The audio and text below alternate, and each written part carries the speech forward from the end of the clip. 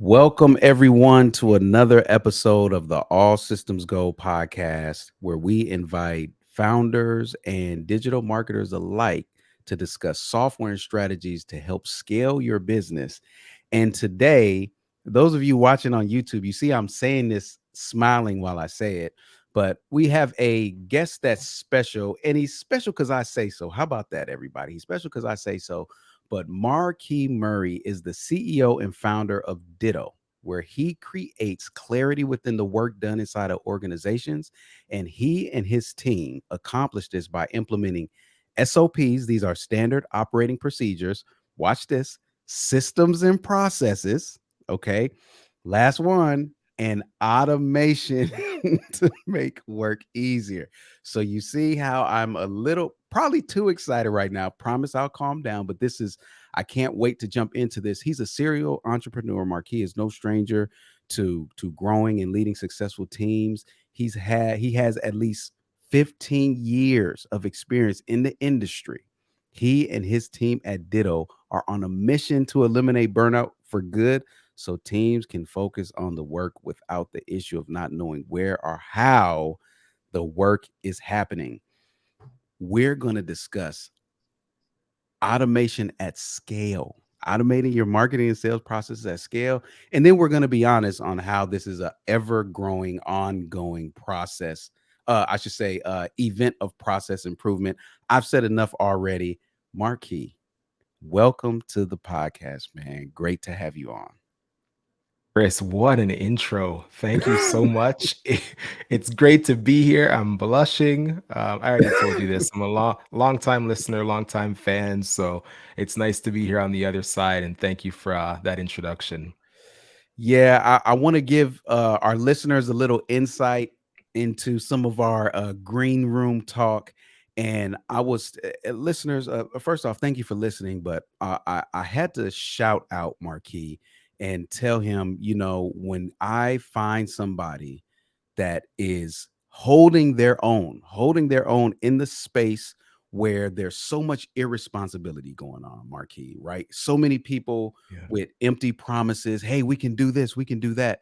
And you find someone who's operating in an integrous way, operating in a way that scales. You're not a one-man band doing it all yourself, calling yourself an agency. You're the way that you show up online. I'm connected on LinkedIn and I see your post the most.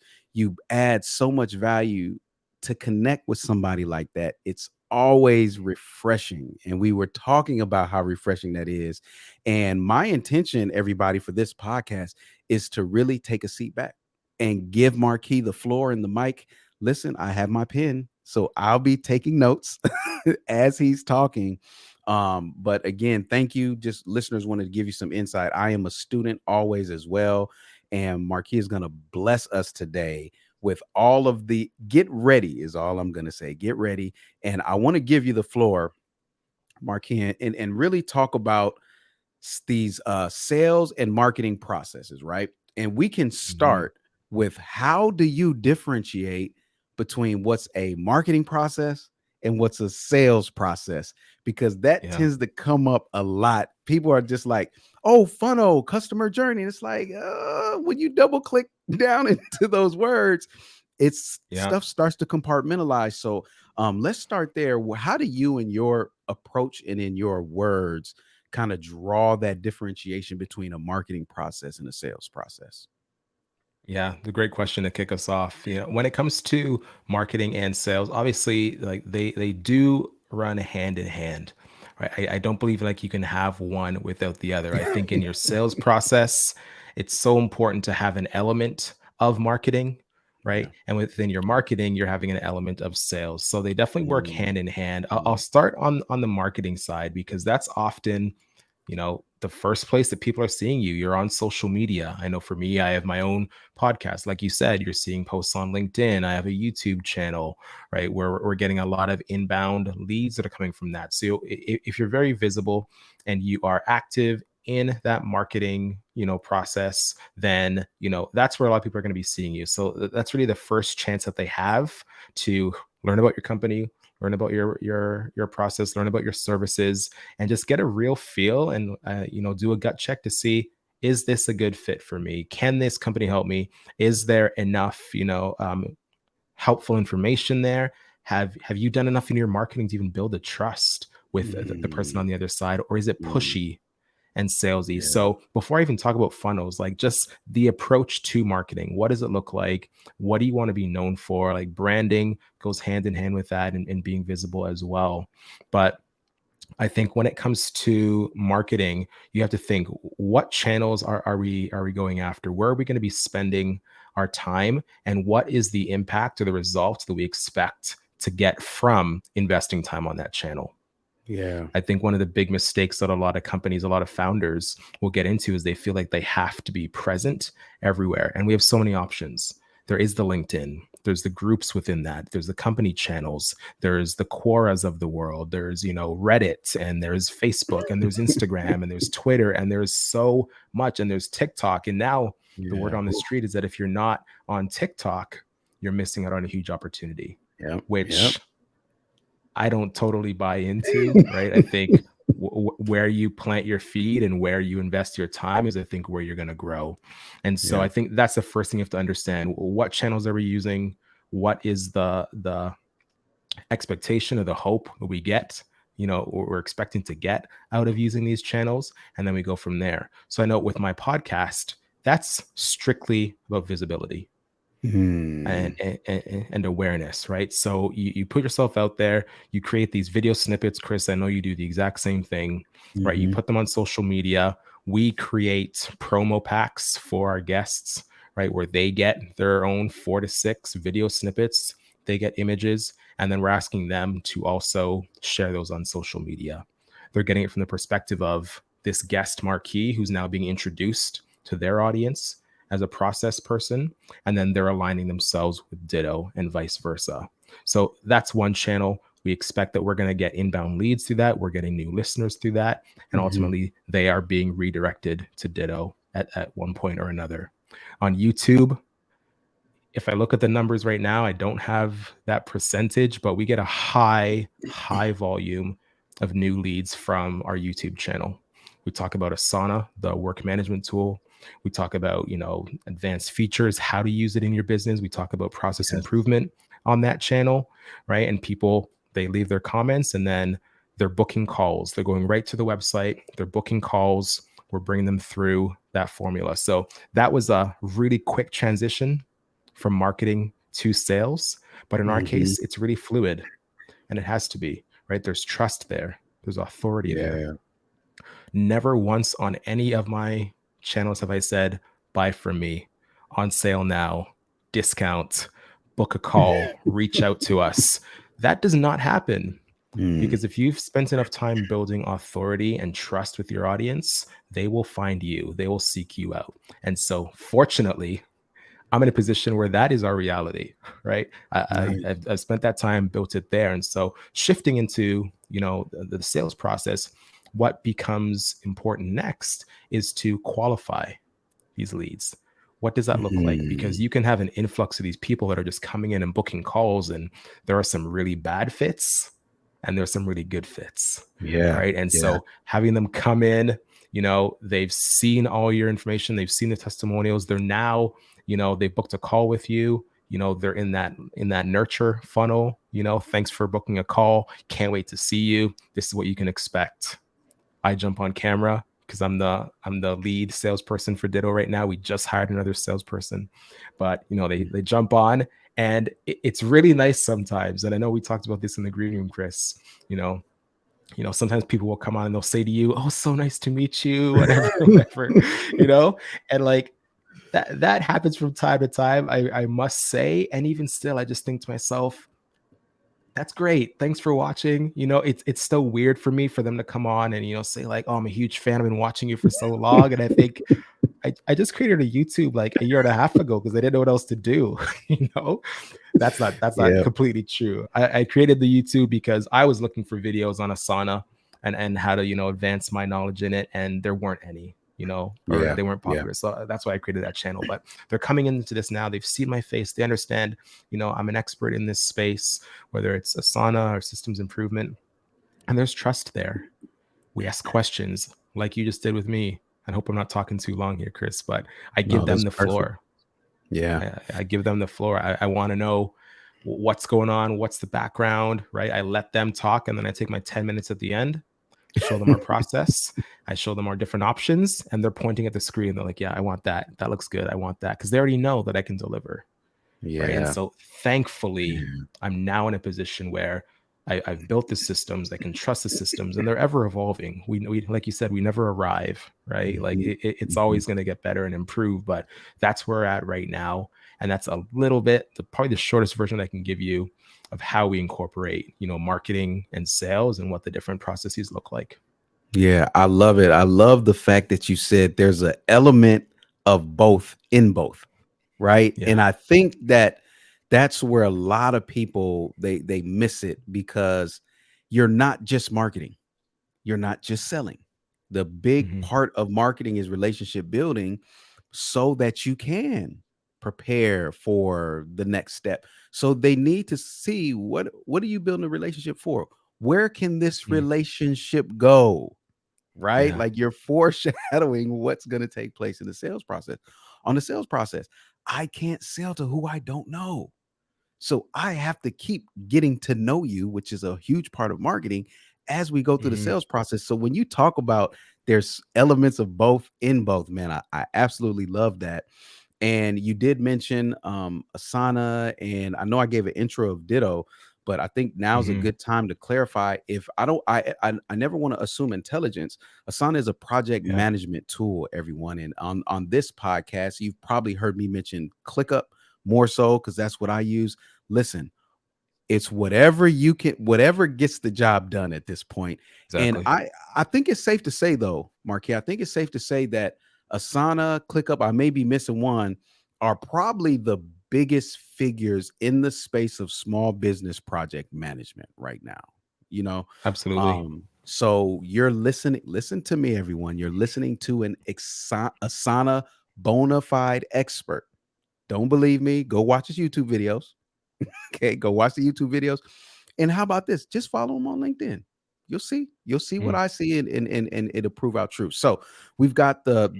the marketing and sales processes.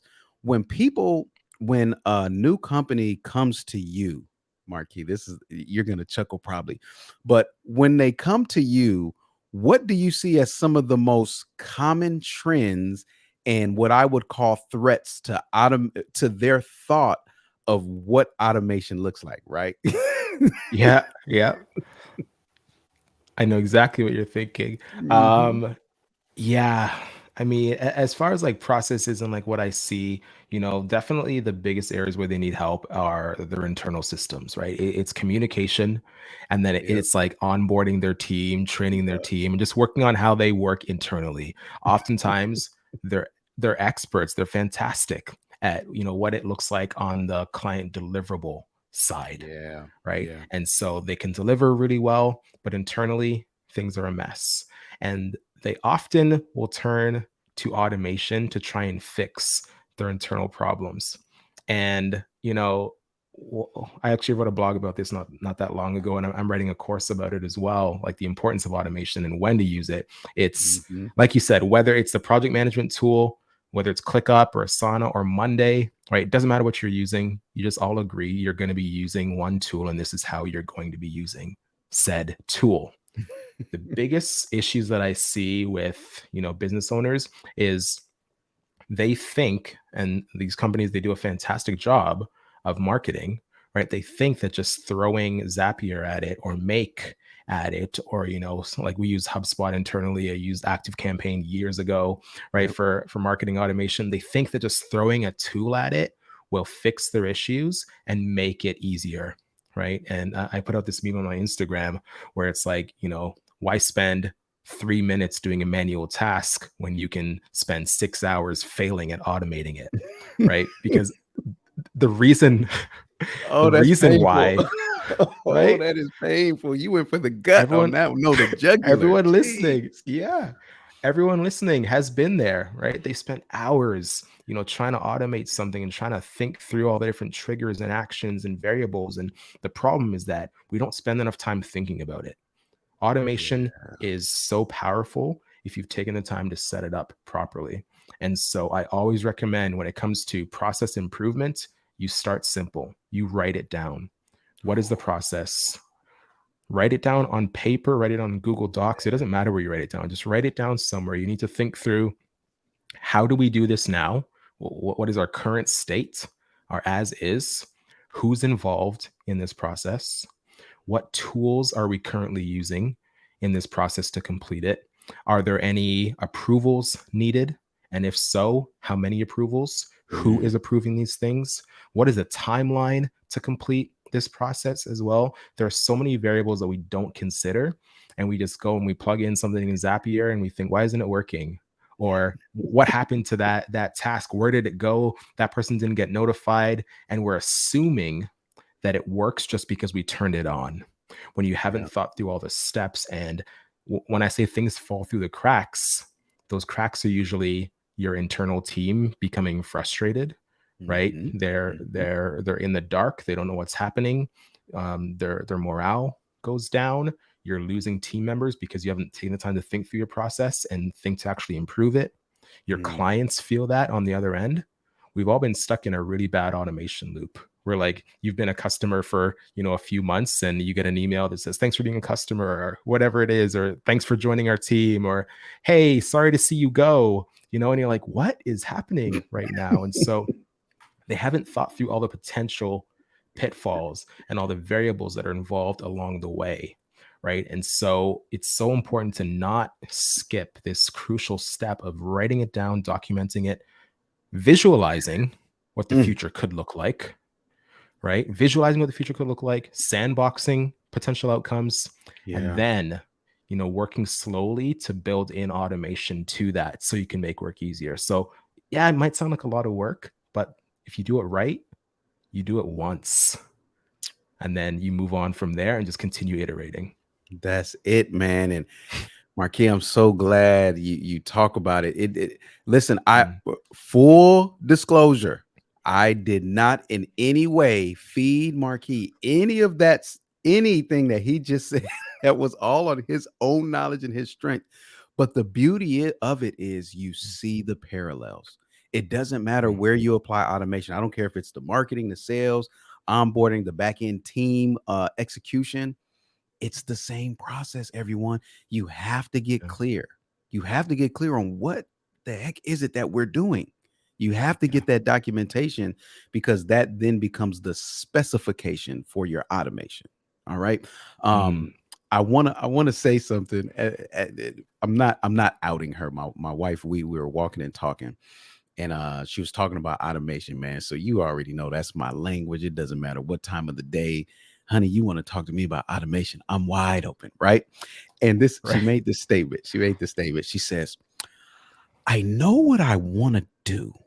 I get that. She was like, but the hardest part is, he was like, I want to talk to you about automation. I know what I want to do. The hardest part is like getting the tools to do it. Right. I kind of chuckled. I was like, well, that's automation. Literally programming the software to do, like, you're talking about automation. That would be like, I know that I want to shoot the ball. The hard part is actually getting it in the hoop. Well, that would be basketball, right? So we had a chuckle. We had a chuckle about it. And I stepped back and I said, let me affirm you. You knowing what you want to do is half the battle. Like, you have processes. I said the reason why you're getting hung up is because you're trying to jump right into the tool. So you got to step back. Let's map it out. That's why I have a whiteboard in my office. That's why you always see me writing on paper. And she was like, oh, so everybody has this reckoning, Marquis. When you say I want to automate, you're also saying I want to get clear on what I'm doing. I want to document. Right. I want to be patient. I want to stick with some manual processes till I prove them out. All of that is inside of automate. All of it. It's just one word, but all of that is packaged, in there. So, man, I so enjoy listening to this. So now we talk about scale, and I've witnessed this many times. Marquis, you can get the marketing on point. You can get the sales on point. You can get your onboarding, the failure point then becomes, how do we manage this internally? What do those systems look like? So for somebody like yourself, this is your Mhm. this is your sweet spot, right? Like, let's Yeah. let's get this thing firing on all cylinders. And I want to say it like this, everybody, so that you start to see that automation can be applied to different areas of your business, and every area is critical. This, you could argue, is the most critical, right? Making Mm. sure those Yeah. back end processes are flowing. So when you think about scaling, what is it that people listening, first off, what are some symptoms that uh wait a minute, things aren't what they should be before scaling? And then what are those like telltale signs that show you like, yep, you're ready, let's go, wow, great job on the back end, we are ready to go? Like, it, when you Yeah. assess it, what are you looking for, what are you seeing? Yeah. I'd say that, first symptoms, let me just write that down. So good to go. So yeah, as far as symptoms go, it's having disalignment with your team. You have your team Mm. members, and as you're growing, right? Like it's a simple problem of the right hand not knowing what the left hand is doing, right? I often will use the analogy of making toast. On my Instagram bio, it says Okay. maker of toast. And some people get it and some Mm. people don't, right? Like if I ask you how you make your toast, what are you gonna say? You're gonna say, I go to the bread box maybe, and I Yep. open up my toaster and I put it in and I put it on number 4 and I put it down. But for me, right, I don't have a bread box. I go to the cupboard and I open it, and then I put it in there and I set it to 2, and Yeah, then yeah, I take yeah. it out, and then like what are you putting on your toast versus what I'm putting on my toast, right? Like, and where does the bread come from? How is it made? Where is it stored? All of those things are variables. And if you ask people on your team, Mm. let's take a web design shop for example, because we work with a lot of marketing and e-commerce shops, right? When it comes to an ad campaign, let's say, or sorry, we're building a website. You ask 3 different designers, what's the first step when a client signs that dotted line? We have the brief going, what do you do next? Right? You're going to Mm. get 3 different answers. And so that can Mm. cause confusion. That can cause double work. That's another symptom, Mm. right? Double work. Ooh. Double work or duplicate work, right? Yep. Um, you know, budgets, going above, what estimations were. So you're running into places where your projects aren't profitable anymore, and you're Hmm. thinking, how is this happening? We've estimated, we have this many people on the project. We got our project manager, we got our 2 designers, we got our UX person, whatever it may be, and your budgets are going over and you're not profiting and you're thinking, what's happening? So that's another symptom. And that's probably the biggest one, is not being able to Yeah. predict, and this is another one, like who's working on what, how long is it taking them? And hey, we have another client that wants to build a website. When can we get them started? Who's available to do it? And Yep. you, as the leader, as the owner, as the founder, you have no idea, and you're guessing, Mm. right? You're Ooh-wee. guessing, and you're thinking that going through it, you're just gonna like magically figure it out somehow. And then Mm. here's where it starts to change. Like, we talked about like being good to go. This is hard for a lot of founders because, especially in the agency space, these founders are people that were once freelancers, right? They came in and they were wearing all the hats. They know how to build a Yeah. website like the Yep. back of their hand, Yep. but they've had to learn over the years how to also build a business and how to be an HR, manager, and how to be an IT person and Yep. how to be an accountant. And slowly they've started passing off some of those hats if they're scaling properly, right? But there's still these things that they feel like they are the best at, when the reality is that they're not. So when these founders wake up and see that, in order for me to grow and scale effectively, these symptoms that I'm having, I cannot ignore them. I need to take the time out of my day to day. I need to go away somewhere. I need to spend that time and block it out and write down what's going on. And it's at that point when you realize that you're not the best, smartest, most efficient person and your processes are broken.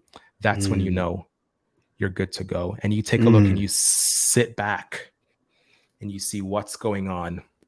And I was watching one of your Instagrams the other day and you were talking about a topic and you're like, this is not a plug to hire me, right? Not at all. But like, if you have the resources internally to do this work and you understand process improvement and automation, go for it. If you can Yeah. afford to take time away from client projects to work on your internal stuff, go for it. Right? Just do it. But that's where you can hire a consultant. You can bring on a process improvement specialist. You can bring on an automation specialist. You can look to the tools you're using to see if they have a partner program and bring them in Yeah. to help you build on this and iterate and grow because you're seeing problems. Hire a fractional CFO to look at your books and see where are you spending your money. Implement a time tracking tool that your team needs to now use for the next 3 months so you can understand where their time is going, right? Yeah. If you don't have that information and that data and you're experiencing those symptoms, it's too late. Yep. Sorry, I won't say it's too late, but you're digging yourself a deeper and deeper hole, and Hmm. it's time to start correcting it so that you can get out of Yeah. that hole. So I'll Oh, pause I there. love it. I love it. I love it. And I wanted you to mention the symptoms so that the listeners can say ouch. Okay. Yeah, So yeah, by the way, if you're yeah. listening to this podcast right now, it's okay to say ouch to that. I wrote lack of profitable projects and Mm, projection. mhm. Okay, Yeah, which means I don't know what's coming and when is going, right? yeah, exactly. Double work. You you realize you're paying these people, so you're paying twice for the same job, and probably three times Mhm. because you pay one person to do it their way, another person to do it their way. You got the wrong way, then you got to pay somebody to do it the right way, right? Like Yeah. this is you're paying triple for the outcome. And then another one is who's doing what? Sync. You have to be in sync. Mhm. Listen, everybody, let me break this down. You've got marketing automation, you have sales automation. You can claim there's customer fulfillment automation, right? Mhm. What I hear when you're talking, Marquis, is we're really talking about administration automation. This is the Yeah. back end. How do I administer the task and operate my business? For the term that I use internally with my team is operational excellence, right? Mhm. Like I want to operate in excellence on the back end. So yes, what does automation look like on this back end that Marquis is talking about? You need to have ways that your marketing is talking to Asana. That's your project Yeah. management on the back end. You need Asana to talk back to whatever other platforms. So that's where I see a person like yourself, Marquis. And by the way, you are so supplementary to what I do, right? Mm. Because although I can turn that switch on, just like you can turn the switch Yeah. on and go on the marketing and sales side, right? I can Yeah. turn the switch on and go to the back end, but I would rather not.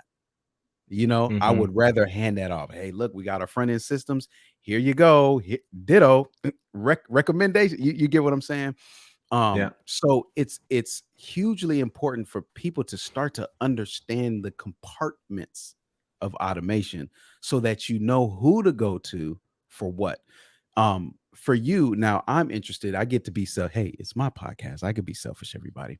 Whatever you I'm want. just right. I'm personally curious. What are some of the I'll either say fun, most proud of, or most commonly used integrations that you find yourself doing with Asana and other tools? What is kind of like that bread and butter? Listen, what we do is we hook up Asana and we always connect it to this, or we always make sure it talks Yeah, to this. yeah. What's that for you? I have two, but one of them that's my Right. absolute favorite. And like what you'll understand about me, or hope I'm putting out is that I'm an operations guy, but I love sales and marketing. I love that. But Yes. like when Yes. it comes to operations, like the two tools that we use day in and day out that I constantly have open are Asana, and that's talking to Harvest, which is our time tracking app, and then Good one. that's talking to Forecast, which is our scheduling and capacity management app. So Ooh, everyone's nice. time on projects is in there. We know exactly what's profitable, what's not, who's working on what, when their capacity, when they're under capacity. We get reports on that weekly. So that whole process is automated. And then HubSpot is our CRM, is our website, is our knowledge base, is our Mm, customer feedback module, is mm, our ticketing system, is our blog, is everything, right? That's our marketing engine, that's our sales engine. Everything is on HubSpot. And so to have that talk to the sales aspect, will talk um, will connect sorry from HubSpot to Asana because all my sales tasks are managed in HubSpot, and then all Mm. project related tasks are managed in Asana. And so when it's time for someone in Asana who's not in sales, who's maybe in operations, like a project manager, to give me their thoughts on a new proposal or a call recording that I had with the prospect, right? That's getting shuttled over to Asana to go on their task list. Right. So Yes. that's one way that we use those tools. And then Harvest, like I track my time. I track every single second of my day. I know exactly where my time goes. I'm not a Mm. founder that's just, stuck in email all day. I know what's happening. I'm time blocked. And so Harvest allows me to do that. It allows me to not track and micromanage my team to know where their time is going, but by them tracking the time for projects, it gives us real time actionable data and insights on our internal work, on our customer work. We know exactly how long it takes to go through our deep dive process, which is our Yeah. discovery. We know exactly how long it takes on average to go through our customer onboarding. We know how long it takes us to deliver Wow. 50 or 100 SOPs. We know exactly how long it takes us. We know exactly how long it takes us to implement a new Asana, exactly how long it Mm. takes us to build out their learning commons, which is the internal knowledge base where all the SOPs are housed. We have all that data. And so some people Mm. think, I don't want my team to track time, or they're not going to track time, or they don't want to feel like I'm, micromanaging them. But it's not about that. There's so much information that you can gather from this data to help you, the leader, better project, better estimate in your sales, give more accurate pricing when someone says, how long is that going to take? How much is that going to cost? Right. And so it all ties together. And then the last tool that I'll say that we use all the time for our proposals and sales is PandaDoc, and that connects to HubSpot in real time, as well as Asana through a way. Yeah. But there's a nice ecosystem there. Yeah. I need you all to hear that. You may need to rewind that part because, and I asked that intentionally. I knew you were gonna. I knew you were gonna drop it on us like that, Marquis. So you're witnessing alley oops and slam dunks right now. Okay, this is how it looks in the nerds realm, right? Oh, it's so good. Right. Like this is what, if I can just get you all to dream with me, what if all of your systems were working like that? Do you see can you imagine how valuable it would be if you were you had your systems in place, tracking your time, tracking you've got your task auto populating, right? Mm-hmm. Marquis mentioned you've got stuff in HubSpot, and then at the appropriate time it gets Mm-hmm. shuttled over to Asana. He said that. And best believe when that happens, he's got templates that are creating the Mm-hmm. to-dos, like I know it, I can see it. All I want you to do is imagine just for a minute. We do a lot of marketing and sales talking here.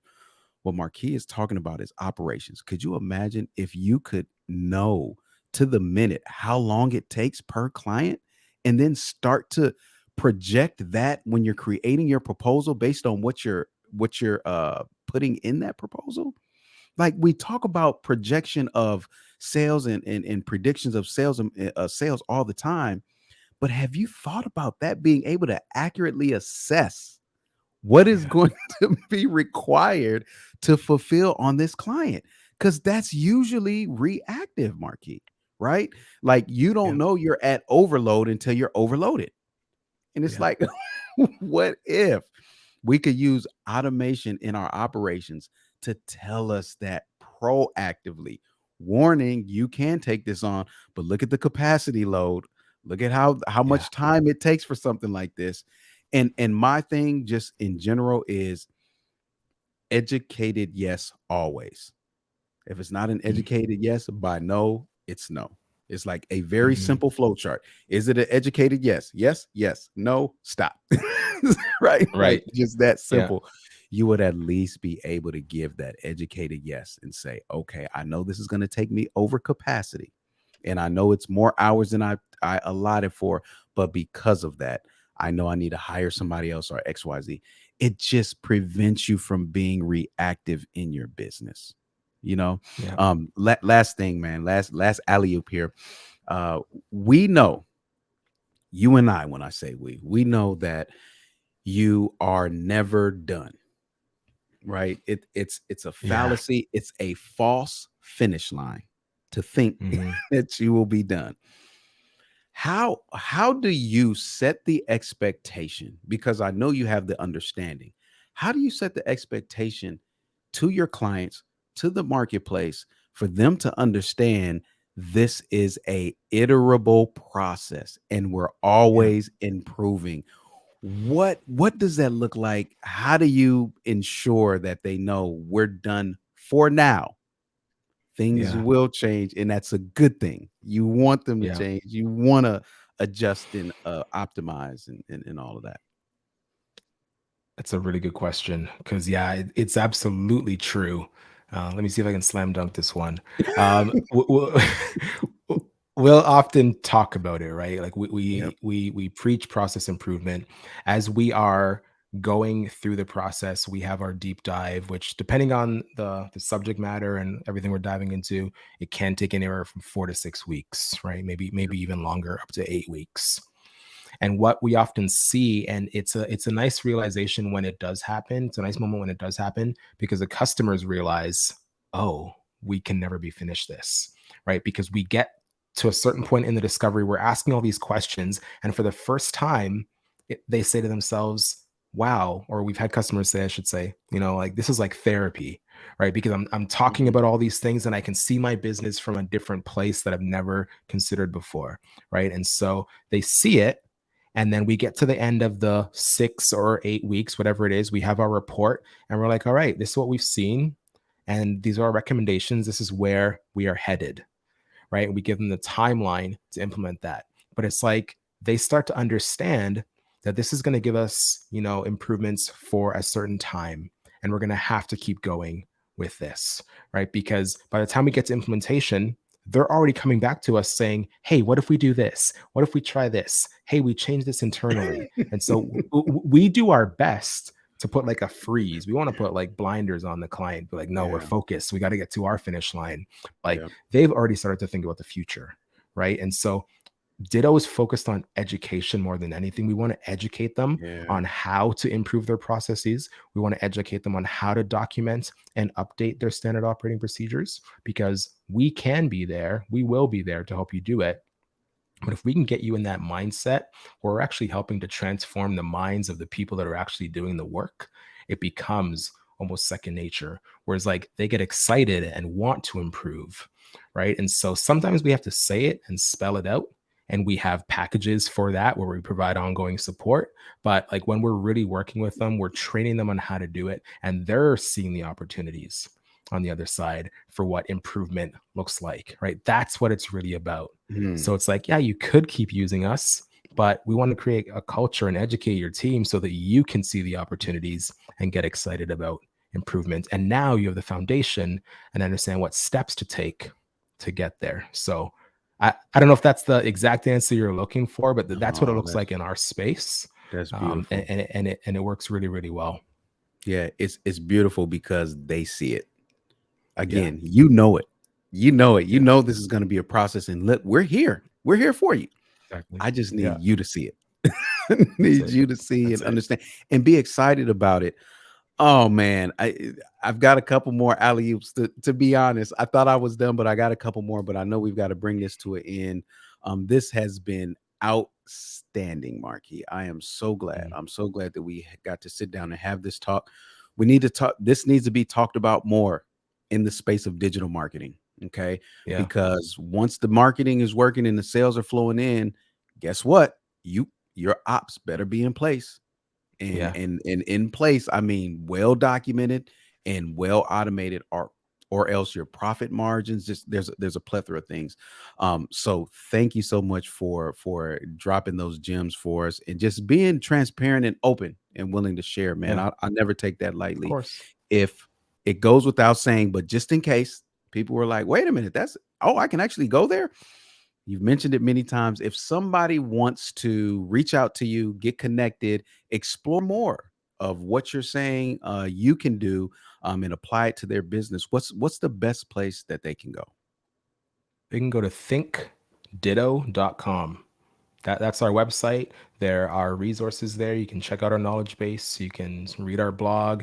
You can go to YouTube. If you are an Asana, shop, you can go and, watch stuff there. But thinkditto.com, or you can catch me on LinkedIn, Marquis Murray. And I'm, like Chris said, I'm posting content all the time. I love having conversations with people in the comments. So those are two really great places for you to go. Yes, absolutely. If you're on YouTube, it's on the screen as of now. If you're not, think ditto all one word.com, Marquis Murray on LinkedIn. And again, we're connected on LinkedIn. Huge value there. Um, thank you. Thank you so much, Marquis, for coming on to the podcast. This has been tremendously enjoyable for me. I know it will be the same for the audience as well. So thank you, man. And I appreciate this. You blocking the time and, asking great questions. So thanks for this opportunity today. It was fun. Yes, absolutely. I'll see you online. Yes, sir. All right.